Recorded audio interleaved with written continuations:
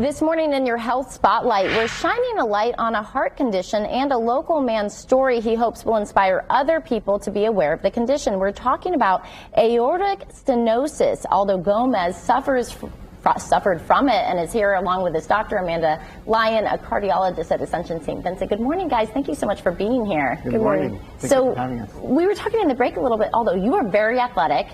Tell us a bit about your story. What happened here? So it was 2 years ago on Mother's Day. I was starting to do a class in a stationary bike, and just the day prior I had done a 45-minute class, no issues. On this day, on this Sunday, 5 minutes in, I started to feel pressure on my chest, so I slowed down and checked if I could breathe properly, and it wasn't that. But the pressure on the chest continued. At some point, it felt, the way I describe it is like if somebody was sitting on my chest. Wow. So I stopped. I went upstairs from the basement, and I started to feel like I was going to pass out. And that's the last thing I remembered.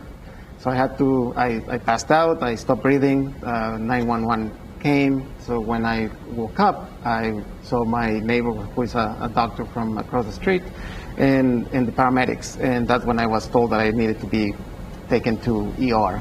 You ended up having open heart surgery? Right. So they immediately, as soon as they listened to my heart, and I was able to listen it too, it didn't sound like a proper heartbeat. And by Thursday on that week, I had open heart surgery to replace the valve. Wow. So Dr. Lyon, tell us a bit about what is this that he had, and how common is this? Yeah, so most people are born with 3 leaflets on their aortic valve, but some people, about 1 to 2% of the population, only have 2 leaflets. And that can make the valve more prone to being thickened and calcified and narrowed. And that can make it hard for blood to leave your heart. And this is something that, although you are very athletic, you were training for a triathlon at the time, so yes. we're seeing some pictures now of your recovery.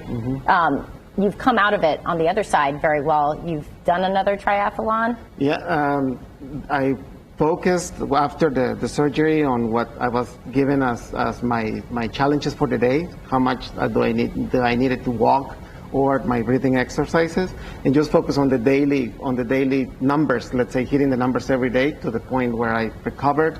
Exactly a year after the surgery, I was able to do a triathlon, and just last May, on the 2nd anniversary, I completed a Olympic triathlon for the first time. Wow, amazing. I can't even do any of that, and I haven't had any heart conditions. Dr. Lyon, what can people look for that might be symptoms that they need to watch out for, and how can they help maybe be better aware that this might be something they're dealing with?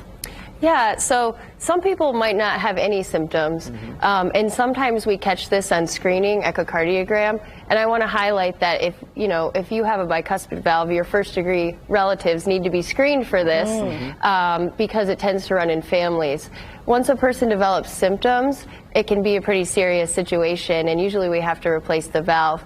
Often the symptoms will be what he described: chest pain, shortness of breath, sometimes passing out, and so those are some of the symptoms to watch for. So don't ignore it if you're feeling any of these. Exactly, yeah. All right, thank you guys so much for sharing your story and educating us this morning. We really appreciate it. Well, Thanks for having us.